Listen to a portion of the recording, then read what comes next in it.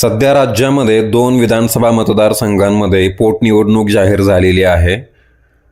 त्यामध्ये राहुरी विधानसभा मतदारसंघाचे शिवाजी कर्डिले यांच्या निधनानंतर तेथे पोटनिवडणूक लागलेली आहे.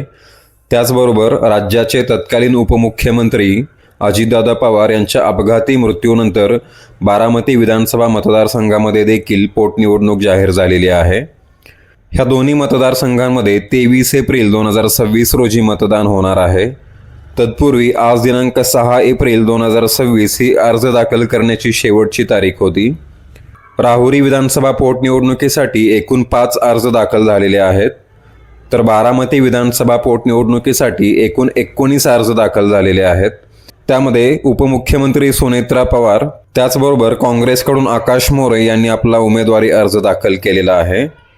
ह्या दोन्ही मतदारसंघांमध्ये निवडणुका ह्या बिनविरोध होतील अशी बरेच दिवस चर्चा सुरू होती, पण दोन्ही विधानसभा मतदारसंघामध्ये अर्ज दाखल झालेले आहेत आणि सध्या तरी ही निवडणूक बिनविरोध होण्याची कुठलेही चिन्ह सध्या दिसत नाहीत. ह्याबाबत तुम्हाला काय वाटतं हे नक्की कमेंट करून सांगा. अशाच माहितीसाठी आपल्या चॅनलला सबस्क्राईब करा. धन्यवाद.